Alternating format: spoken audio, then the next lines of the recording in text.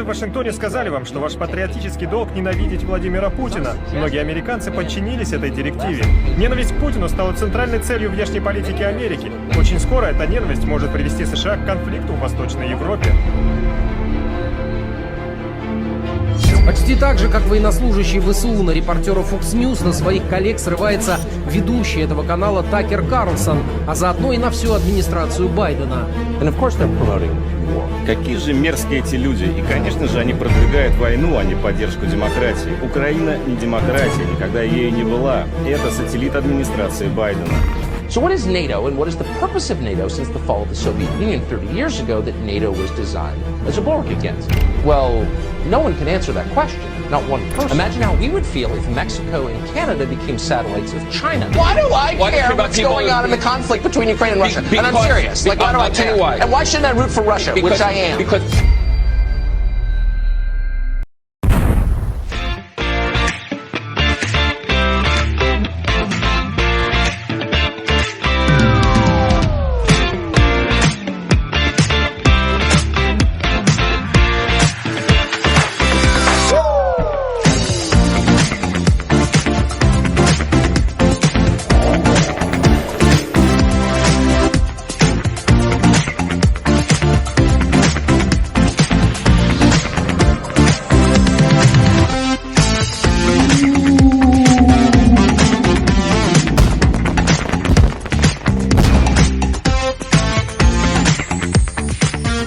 Hi everybody, it's Jeff.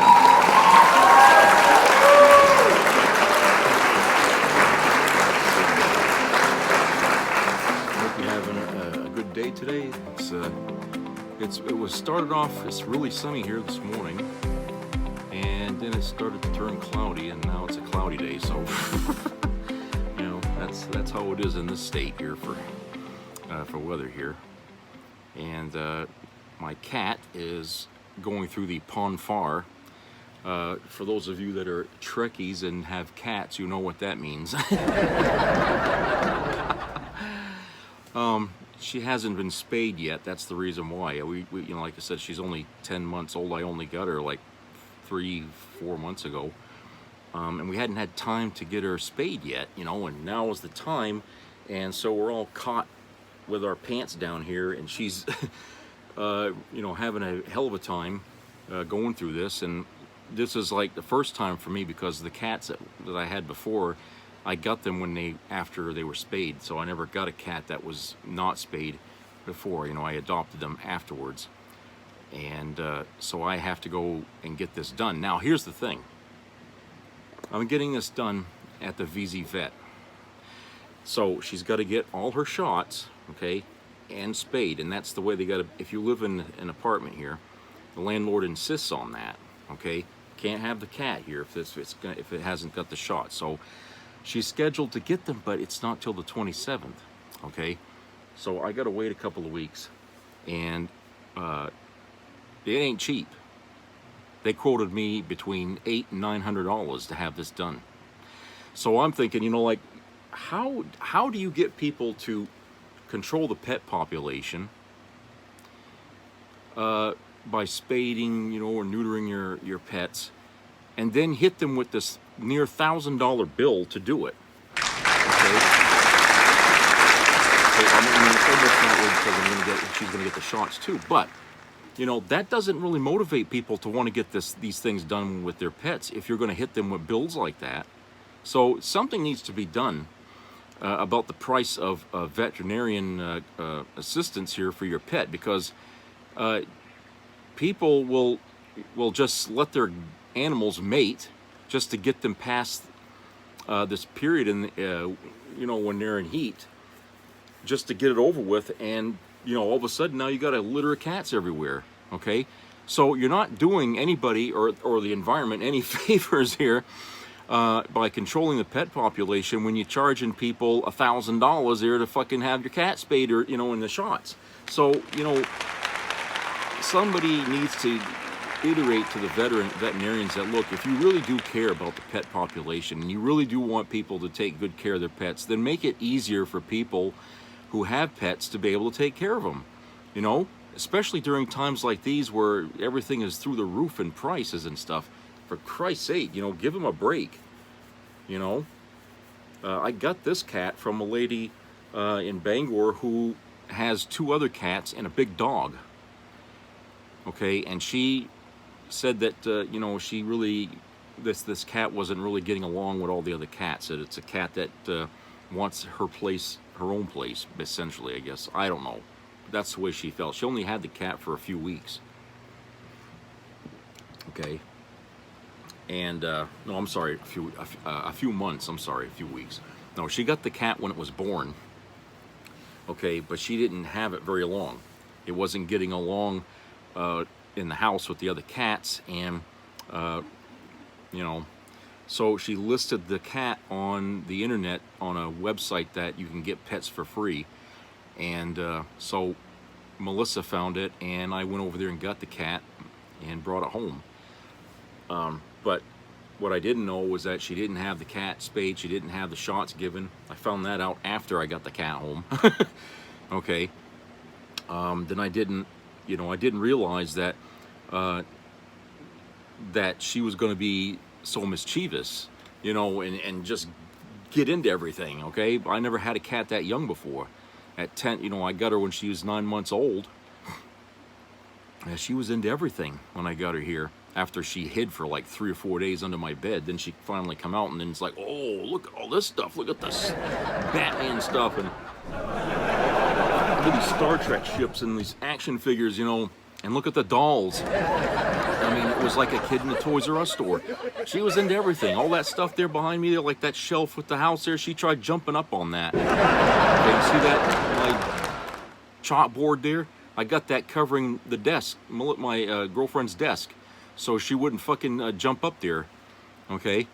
And that plastic on Michael Myers here on his legs, that's to keep her from scratching it. She was doing that. Okay? And then, of course, she sees all these things hanging from the ceiling. That's like, oh, I got to get that. So, it's a constant, don't do this, don't do that. And, I got to squirt water at her to, discourage her from jumping up on things, okay? Because they got a lot of stuff, okay?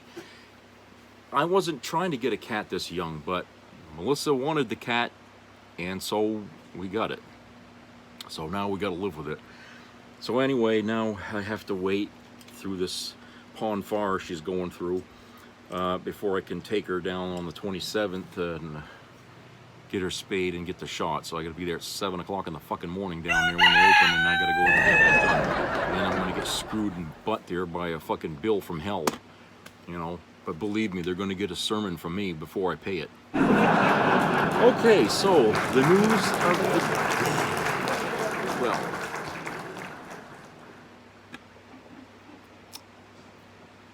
We can start with the January 6th thing here. There's a defendant here who argued that Trump authorized the insurrection by convincing Americans that the election was stolen, which was something that people already know. There was a conference call before January 6th. An aide to Roger Stone urged Trump supporters to descend on the Capitol. These things are coming out.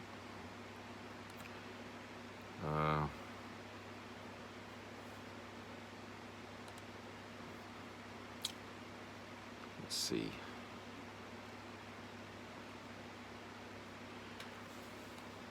But more things are coming out.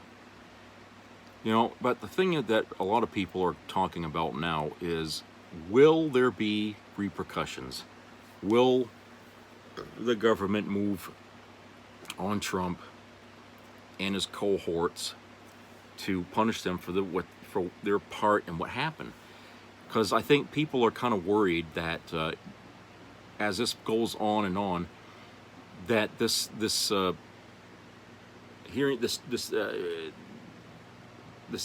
hearings and stuff about this thing are only hurting the Biden administration the longer this goes on, because people, there's a lot of people who like Trump, and there's an added caveat to that where people like the underdog, okay, and they think that if they don't hurry up and get to a conclusion here with this and get and go after the people responsible and put an end to the hearings here soon, that this is going to actually turn around on the Democrats, and you know, Trump is just the kind of guy who will know how to do something with that.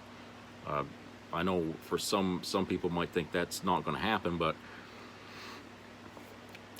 I stopped thinking about things that aren't going to happen when it comes to America after the shit I saw on January the 6th, okay? And plus the pandemic. The things that people have been doing in this country that I thought would never happen has been happening. And it's only made it reinforce my notion that, you know, there's really nothing that won't be done in this country. If you can imagine it, it will happen, you know? So I'm thinking, you know, that, you know, the Republicans will try to use this as a way to just paint Trump as a victim here. Unless they come out with more smoking guns, as they say, which they have been. I mean, they've been coming up with some stuff, and Trump really hasn't made any defense yet against what's been revealed.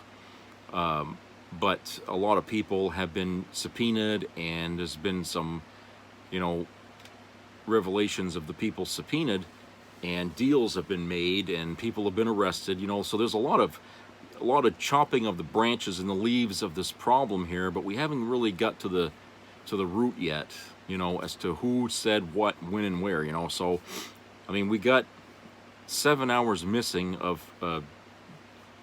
cell phone conversation that Trump had, which they say he probably used a burner cell or something like that. And Trump says, "Oh, I don't know what that is," and he's a fucking liar. Okay, a man who lies all the time, I never believe he's going to tell you the truth. So, you know, he knows what that is. And, you know, the fact that we got recordings of him talking to the governor or the state attorney in Georgia, was it, to find votes for him so he could win. I mean, I played that for you right here on the show. So, I mean, you know, we got him doing that, basically red-handed right there. That's a smoking gun. Okay. And then the fact that, you know, people were saying how Trump wasn't really sorry about what was going on that day, and they had to take that video of him trying to tell people to go home. They had to do this 4 different times because he couldn't say it in a way that was convincing to anybody that, you know, he wanted this riot to stop. Okay. So, you know, I think that, you know, that shows right there that, you know, he was like all for it. And that's no good. So, yeah, a lot of things are coming out about this, and it just adds to the story of what happened that day and the days before and after. Okay. And, you know, him going around and the Republican Party going around and saying that, you know, Biden cheated and all this, when a lot of the evidence that we find here has been showing that the Republicans are the ones that were trying to cheat after the election was over. Okay. If there's anybody that was cheating, it was them.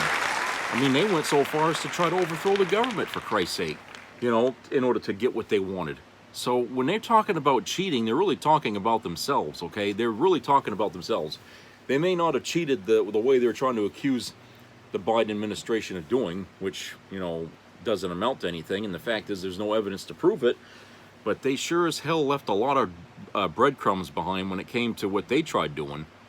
So, explain to me how somebody can cheat in the manner the Republicans are describing that Biden did and not leave anything behind, and yet they tried to cheat and they left a whole shitload of fucking evidence behind to show that they did. Okay, that doesn't make any sense. Okay, the accusation they're making of Biden is on a continental scale. Okay, they had to have cheated in every fucking state to pull that off. Trump tried to cheat by trying to get a few things done in some states, you know, the key states, and he left evidence everywhere.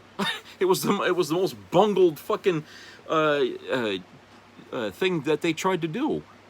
You know, so how the hell can they accuse the Democrats of pulling off a miracle of cheating on a scale that leaves no evidence, and yet they can't even do it, you know? Okay. Anyway, everybody's all kind of shocked that Biden says that what Putin's doing in Ukraine is genocide. Really? That's shocking? I was saying that weeks ago. Okay? There's nothing he wants more than to get rid of everybody out of that country so that way he can roll on in there in a parade and claim that territory. I mean, if there's anybody there, they're going to be potential insurgents. He's not going to want that country if there's going to be, constant, strikes against them from people, hidden everywhere in the country. Yeah, he wants them gone, and if he has to kill them all, that'll work too. I mean, yeah, genocide, yeah, you're goddamn right, that's what it is. But, everybody's like getting, feeling uncomfortable that Biden said that. No, he's just telling you the fucking truth. I guess, we've been attacking the truth here since Trump became president. Even now that he's not president and Biden is, we're still attacking the truth. What is it that people can't understand about, somebody spelling out in detail, in fact, okay, what's going on and being truthful about it? Why is that such a hard thing to accept? We don't want to hear the truth that comes out of books. We burn the books or we ban them in the schools and the libraries because we don't want to read that, okay? We don't want to know about what went on while Trump was president. Okay, we don't want to hear these things. Okay, they don't want to know the truth about what he was trying to do, and him being associated with Putin while he was there. Okay, making plans with that bastard. People don't want to know that stuff. The Republicans are very comfortable burying their heads in the sand and believing the little stories that are told to them that keep them in that fucking bubble there that they live in. So why is everybody these days so fucking afraid of the fucking truth? Okay? I really would like to know, because I'm telling you, I mean, we went through a period of this years back when we were talking about global warming and people couldn't believe that. Okay? People are believing it more now than they did then, but there's still a resistance out there of folks who don't want to think that that's even going to happen. But their voices are drowned out now, okay? Nobody's listening to them anymore because every day we're seeing disasters, environmental disasters. So we know now that there's truth to it. But it seems like now they've doubled down on denying the truth about a lot of things. And the weird part of it is that they're just disbelieving everything. You get, the president goes up on the podium and tells people that this dictator is over there trying to kill all the people in Ukraine, and they get mad about that. The press gets angry about it. Why would he say something like that? Why, are you afraid that's going to anger Putin? I mean, why do we care what he feels like? The son of a bitch don't care what we think about. He doesn't give a shit about how Zelensky feels, while he's bombing the shit out of his country. Okay, he doesn't give a fuck about the goddamn women and children this guy's murdering over there every fucking day. So you're going to sit there and worry about a word that was uttered by our president to describe accurately what's going on there? Give me a break.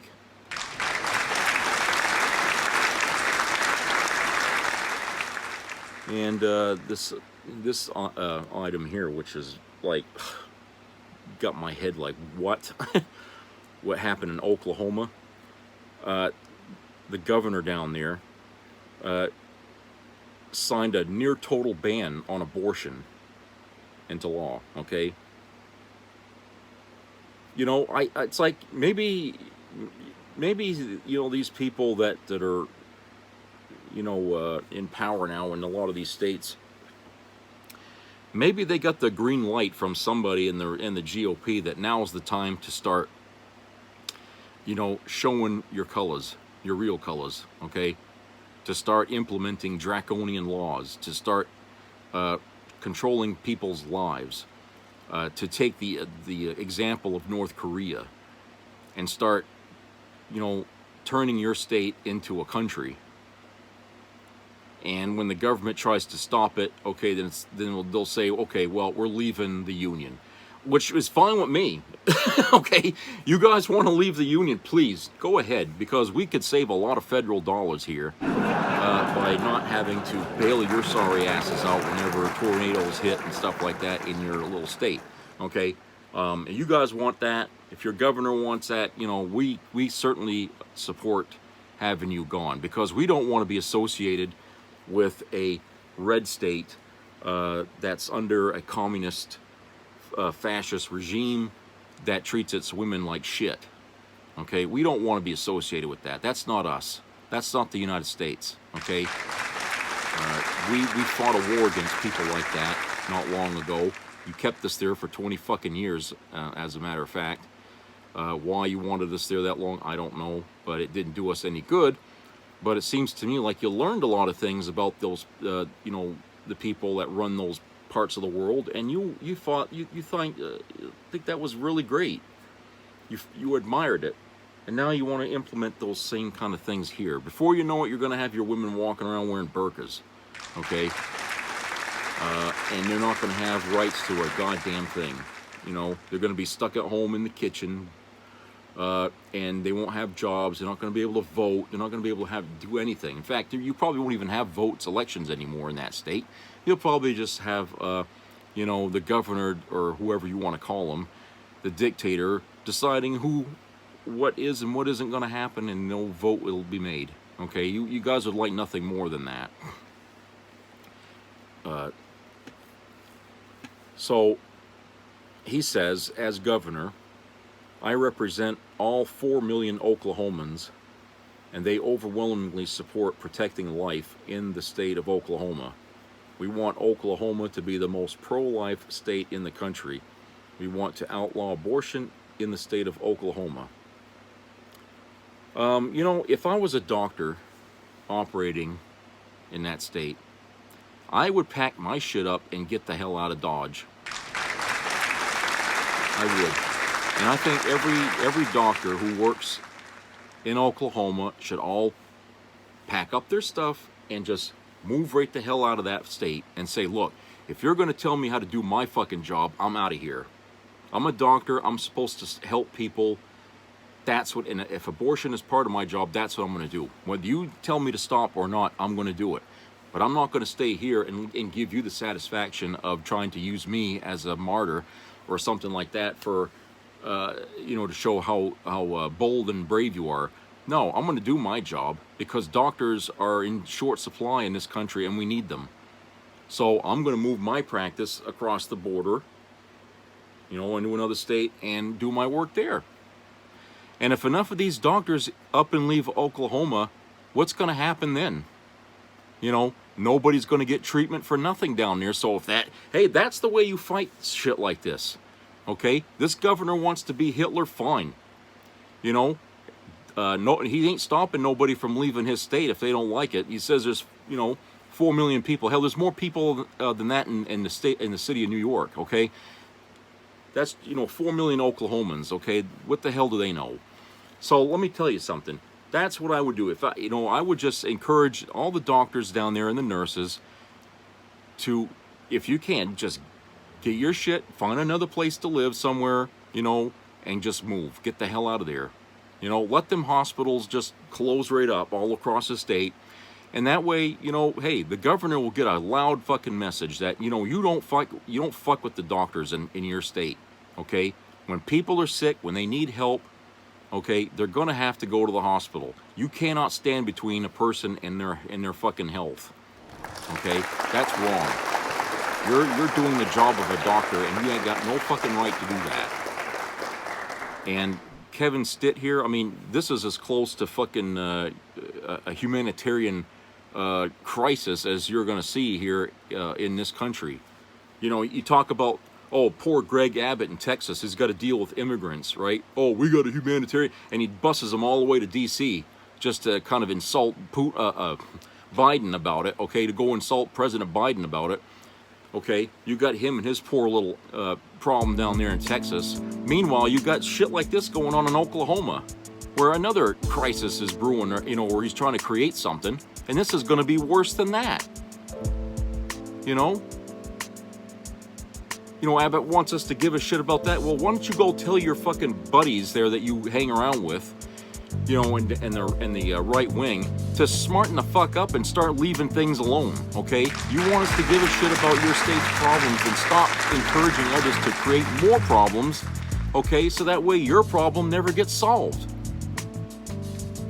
I mean, it's not like you haven't tried your ample best to bring down the law on the immigrants coming into your state. We saw video of what your people down there have been doing to these folks, okay? So if you're doing that and it's not solving your problem, then what the fuck do you expect the president to do, okay, to solve your problem? You think he's gonna authorize that same shit, or even worse, to put those people back on the other side? You're out of your fucking mind.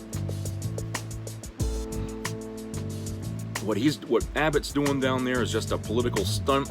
It's dehumanizing to the people that he's doing this to, and it makes him look like a total prick, okay? No matter how you cut it. And, you know, him doing this, Kevin Stitt doing this, they're just like two peas in a fucking pod, okay? These guys are rotten to the fucking core, and they shouldn't be doing the job they're doing. They weren't meant to be governors for their states, okay? They're just assholes that found a way to make money off being a prick. All right, let's go to commercial break and do that.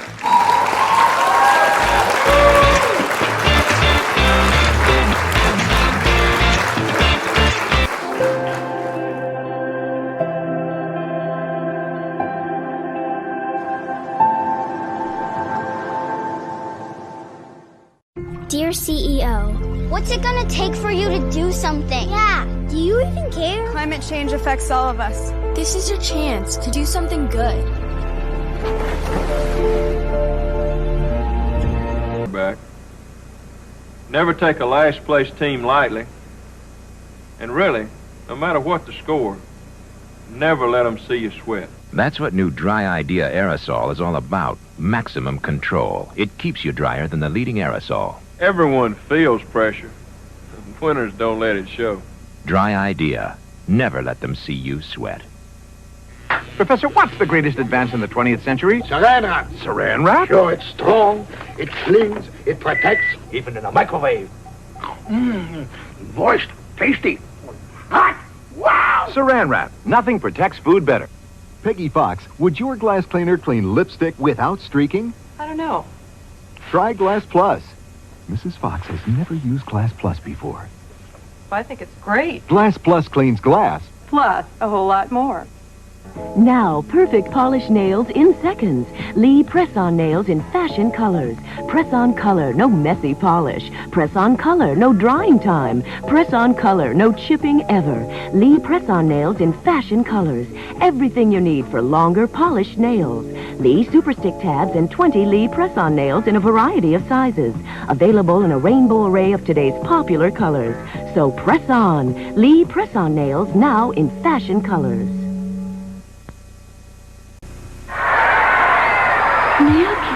Hey, milk it does a body. Milk it does a body good. Pop it on. It's one to grow on. Great for our frosty cold and furthermore. It's full of what you're thirsty for. Ow! It is. It makes you feel good because it tastes so great. It really does a body good. Pass it on. Milk it does. Milk it does a body good. Milk it does a body good. Pass it on. Hey, you say you're getting tired of lettuce and tomato hamburgers in this town that don't quite make it? Yeah! You say that just once you'd like your hamburger hot and your lettuce and tomato cool and crisp all at the same time? Yeah! Well, I say you got it. I'm talking McDonald's new lettuce and tomato hamburger, the McDLT.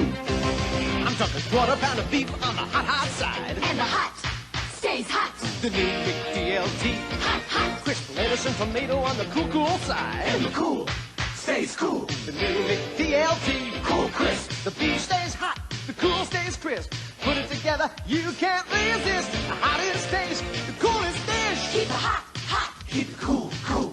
McDLT. McDLT. Hot beefy McD. Cool crisp LT. McDLT. It's a good time. Hot beefy McD. For the great taste. Cool crisp LT. Of McDonald's. Could be the best tasting lettuce and tomato hamburger ever. New McD.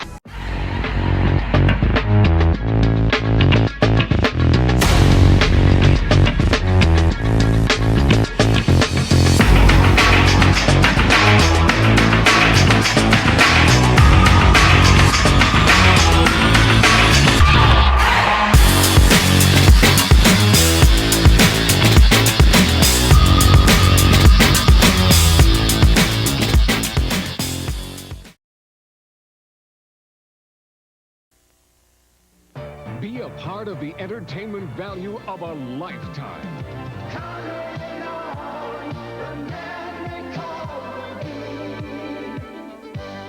I loved it. It was the best performance I've seen in a lifetime. I loved the show. I liked it very much. He's a very entertaining man. It's well worth the money. Now appearing in Charlottetown, coming to Halifax November 6th to the 18th, and St. John November 20th through the 26th.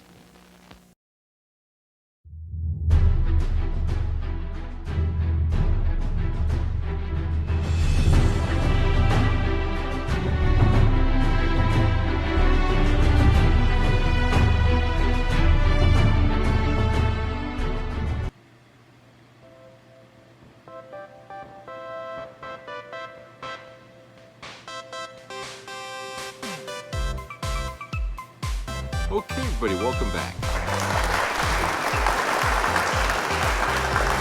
All right. There's an opinion piece on CNN website written by Jill Filipovic that was written yesterday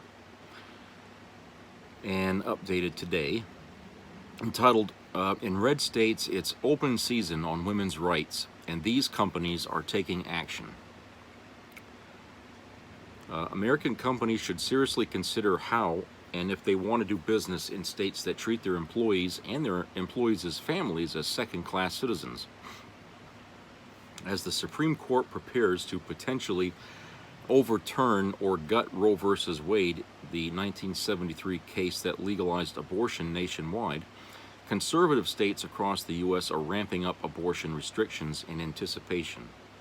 Texas is so far the state with the most extreme law in effect, having banned abortion after a fetal heartbeat is detected, usually 6 weeks before many women know they're pregnant, and implementing a private enforcement mechanism incentivizing citizens to snitch on each other, basically, that could bankrupt anyone who so much as gives a woman a ride to an abortion clinic. But Texas isn't alone. Oklahoma has also banned nearly all abortions, and several other Republican-led states are trying to outlaw the procedure at various stages and with various enforcement mechanisms as well. In red states, it's open season on women's rights. Several Democratic-dominated states, on the other hand, are taking proactive steps to ensure abortion access. In Maryland, a new law means that trained medical professionals other than doctors will be able to legally perform abortions in the state. In Michigan, Democratic Governor Gretchen Whitmer sued to fast-track a decision from her state's Supreme Court on protecting abortion rights. Private companies then should make a choice. Do they want to invest and operate in states where half of the workforce cannot make their own choices about whether and when to have children? Choices that, from a pure business perspective, fundamentally alter a company's ability to retain talent and a cohesive, healthy staff? Or do they want to take steps to protect their employees and take their business to states where women are free? Already, women in the United States have been prosecuted for allegedly having abortions. Around the world, women routinely go to jail for what they say were miscarriages or stillbirths in nations where abortion is outlawed. In Texas, a 26-year-old woman was recently charged with murder over an alleged self-induced abortion. The state eventually dropped the charges, but the message was clear: abortion is a crime, and in so-called pro-life states, women who end pregnancies may be treated like murderers. Some companies are taking small steps to ease the burden on their employees living in states with these misogynist, reactionary laws. Yelp, for example, only has about 200 employees working in Texas, but will pay for them on their spouses to travel out of state for abortion care. Late last year, the company Salesforce announced that it will do the same, and Citigroup, which has some 8,000 workers in Texas, also said it will pay for them to leave to obtain abortions. But Texas Republicans are not content with allowing private companies to assist their employees in the face of cruel laws.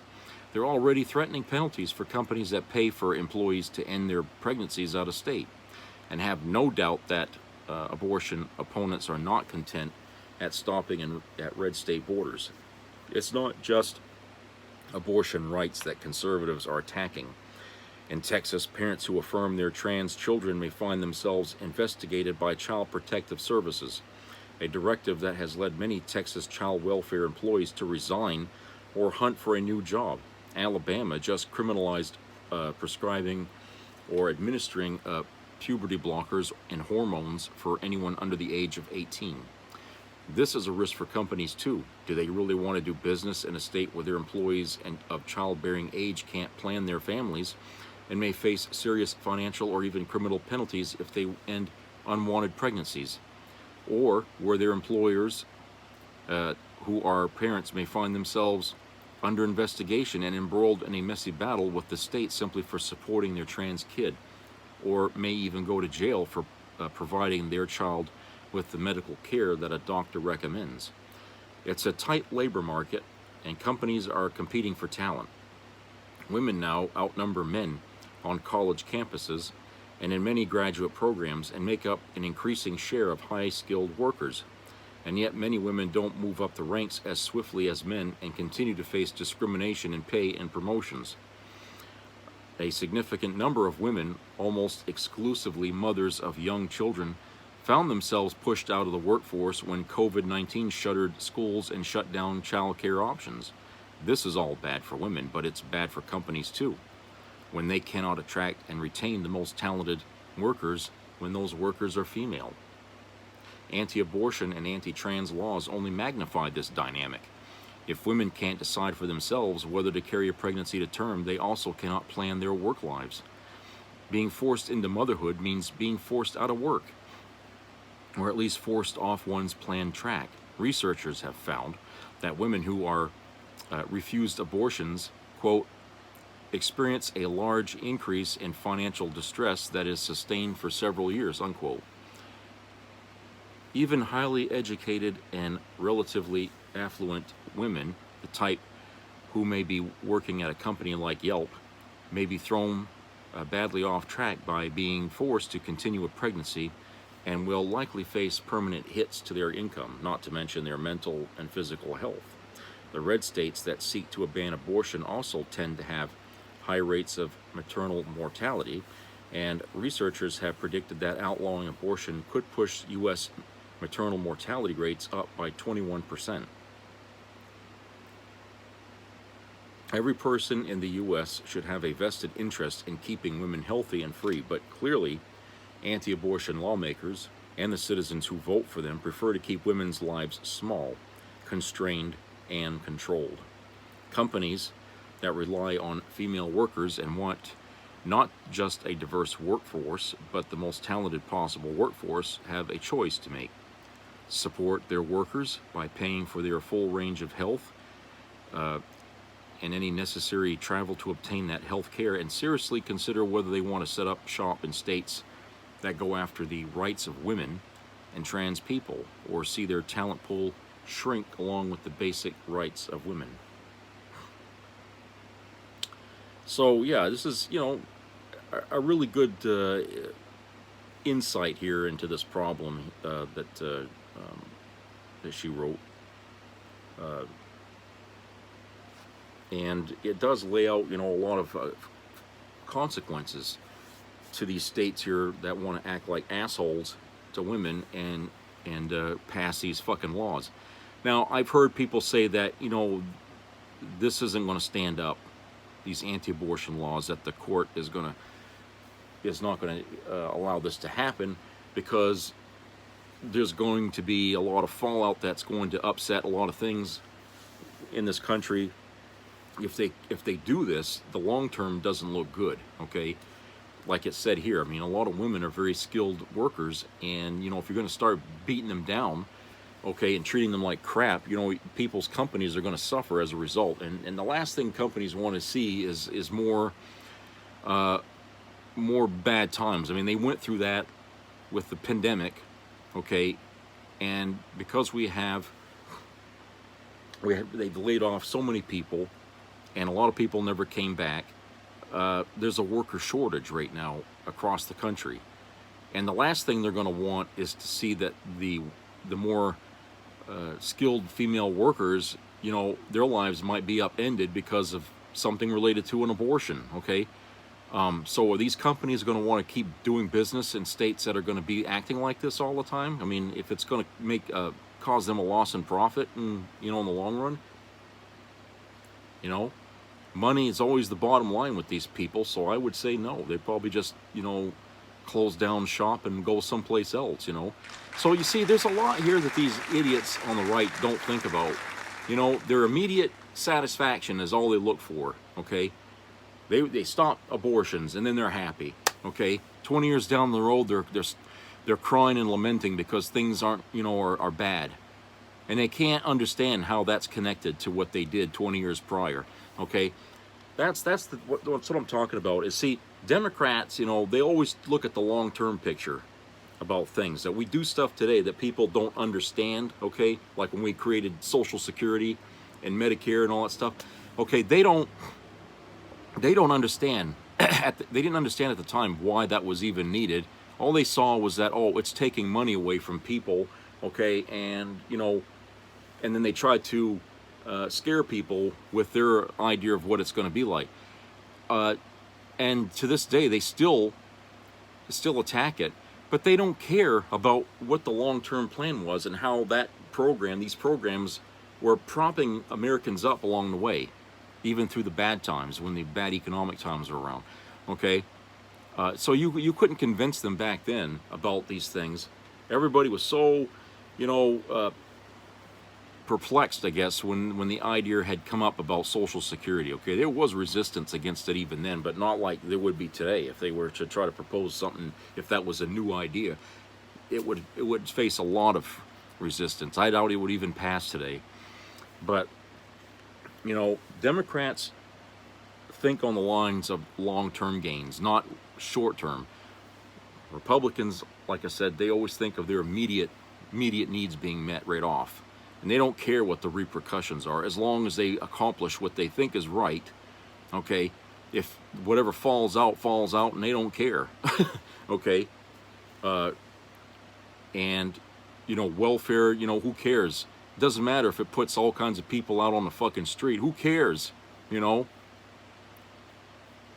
It's you know, you have to be a heartless person to take the side of a Republican when it comes to talking about things like that, okay?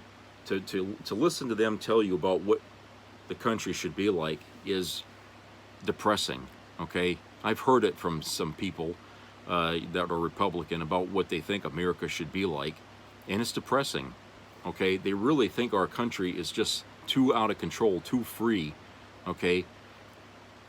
They don't like that. They don't like all that freedom. They don't like people having to vote or having their voices heard. They don't like people exercising their own free will to do things, even though they have the right to do what they want. They don't think people should have the right to just, you know, get up one morning and decide they're going to go do something and, you know, that's it. They don't like that. You know, and they're very much for, you know, government cracking down on people, you know, securing everything and, you know, surveillance and shit. I mean, they're all for that. I mean, who's the one that come up with the damn Patriot Act, Homeland Security and all that shit? That was the right wing. Okay? You know, the Democrats weren't all that excited about those ideas. I mean, they knew that was opening a door to other things that were going to become trouble down the road, okay? And they were right. And funny as it may seem, I mean, that actually is part of the reason why so many people got caught on January 6th doing what they did. Is if we didn't have, you know, all that Patriot Act stuff and everything in place at that time, we wouldn't be rounding up as many people as we are because they were there that day. So in that way, that kind of backfired on them. So, but the other thing is the fact that, you know, these Republicans are just always after the women all the fucking time. I mean, talk about a misogynistic party. It's a wonder that any woman would want to run for the Republican Party. What makes these women think that they're welcome to play with the big boys in their party? You know? You know, don't they realize that when they're talking to somebody, some man in the Republican Party, that the guy's actually looking down at her? like she's just, you know, you're beneath me, you know, get the fuck out of my face. You know, that's what they're thinking. You know, it's like, yeah, okay, you're just here because we get the women's vote, okay?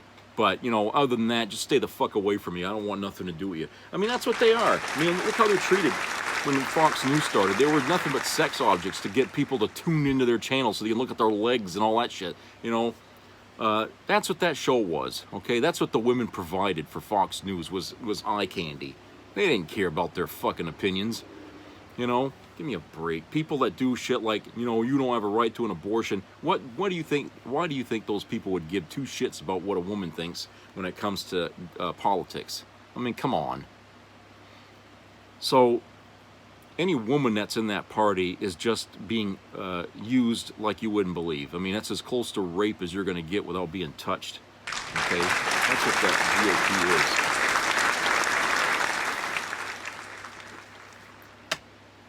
So I just, you know, it's really crazy that, you know, we have red states, you know, in our country where they're doing things that they're not thinking about what the repercussions are going to be 10 or 20 years down the road, okay? But I can tell you, I can speculate, you know, on what some of those things are going to be, and I can tell you one of the things is going to be fewer women are going to be living in those states, that the Democrat women will probably up and leave, okay? And there's going to be a problem in those red states for guys wanting to find someone, and they're going to have to find somebody that lives in another state, because women aren't going to move to a state that's run like that. You know, if there was a state that was bashing men the way they do, I wouldn't live in that fucking state. I wouldn't even. You know, somebody asked me, would you live in Florida if you were if you were given a chance? I said, the hell I would. No fucking way would I go live in that state right now. I said, it's like asking me to go live in Colombia. You know, there's no goddamn way in hell I would move to Florida in this day and age. There was a time when Florida was a nice place to retire to. That's gone. Those days are gone. Okay? Anybody that thinks that you retiring down there is a good idea, you're fucking crazy. Okay? That state is out of control. You got a governor down there that loves nothing than to be Donald Trump's baby. Okay? He's down there. He's responsible for killing I don't know how many people in that state because of the things that he told them during the pandemic. Okay? And you know, he doesn't have any respect at all for his own people that put him in office down there, okay? So, and then you got people running around shooting each other, and they got stand your ground laws, you know, and they don't do anything about people with guns down there. Everybody's got them, okay? It's like the Wild West down there. You know, why the hell would I want to go live down there and lower my life expectancy? You know, screw that. Christ, you know, that state is sinking into the ocean for a damn good reason, okay? Because it failed, okay? The people live in that state have failed to live up to the expectations of what it is to be an American, all right? They voted for the wrong people in that state for years, and now they're getting paid back with, you know, what they've done for all this time, okay? They got the governor of their choice sitting in Florida, okay? And that's their punishment. The shit that he did to them down there, that's their punishment. That's what you get when you vote for idiots. One idiot after another in every fucking election. This is what happens. Okay? This is what happens. And, you know, the same could be said for people living in Texas. You get the governor that you deserve down there. Okay? You people have been putting in dingbats for governor down there for years. Okay, what did you think was going to happen when you finally get the worst of the worst in there? Jesus. So these red states, they don't rise, okay, in aspiration. They don't succeed at being greater than they are. Okay, red states do nothing but continue to toilet down, get flushed into the sewer through every action they take. All right, and as far as the federal government, they shouldn't even be responsible for helping these states out when bad times hit them. okay? Because, especially in Greg Abbott's state, where he was given federal aid to take care of his power grid down there in that state, okay? Because they, you know, people were saying that, you know, you're going to get colder winters down there and your power grid isn't strong enough to be able to handle that. And they found that out, what was it, 2 winters ago, and they lost the power. They were all across, you know, and that's when what's his face here decided to take a trip to Cancun, okay? That's what happens. He took the money and they blew it on something else, okay? And the power grid didn't even get fixed. And so what happened? They lost the power down there when they had some cold weather. They couldn't deal with it. So why should the federal government help out these red states if they're going to take advantage of the taxpayer money that people give to the government so we can help each other, and they're going to use it for some unknown reason? Okay, when the power goes out down there and they scream, "We need FEMA," you know, they should say, no. You get FEMA if you do what we tell you to do. You know, if it doesn't work, then yes, we'll come down there. If we gave you money to fix the power grid and you fixed it, but it didn't work, yeah, we'll come. But if you took the money and you spent it on something else, you don't deserve help from us because you didn't do what we asked. It's like an insurance policy, okay? When you get an insurance policy for your home, okay, and something happens to it that ain't covered, do you think you deserve to get any money for that? No. Of course not. You sign the policy, you agree to the fucking terms, and that's it. All right? You could say what you want about the policy, but you signed it, okay? Same goddamn thing goes with that. The government gave you money to do certain thing with it, and you didn't do it. And you took the money and you blew it, okay? The government shouldn't have any more obligation to help you out after that point. And that's why I say, you know, these red states can save the rest of us a whole lot of fucking money, okay, if we just cut them off, okay? So if they want to leave, if Texas, Oklahoma, all these other states here, like Florida, if they're sick and tired of being part of the union, I say go ahead and leave the union and see how long you last without it, you son of a bitches. Okay, because we've been propping these states up for fucking generations, and you don't even give a shit. All right, you guys wouldn't last 2 weeks without the government helping you out. All right, and they have to learn the hard way. That's the way it's going to be. They're going to have to learn the hard way, and what it does to their societies is going to be something they would never even imagine would have happened. Okay, and like I said before, the doctors in these states ought to just up and leave, okay? I don't know why they stay. Honestly, I really don't know why they stay. I would, if I was a doctor, I wouldn't put up with these constant attacks at my job from these know-nothing politicians who think they know better than I do about what I can or can't do. I wouldn't take that shit from them, okay? And I would just say, fuck you, fuck this job, fuck this hospital, I'm out of this state, okay? I'm getting the hell out of here, you know? I'll go work in another state somewhere where I'm appreciated and where I can actually help people without having to worry about Mr. GOP putting a wall between me and my patient, okay? Screw that. You know, why should I risk being sued by a bunch of nimrods, you know, eating cheese on each other? Oh, you were up there trying to give an abortion, you know, I'm going to sue you. You know, what the hell is that?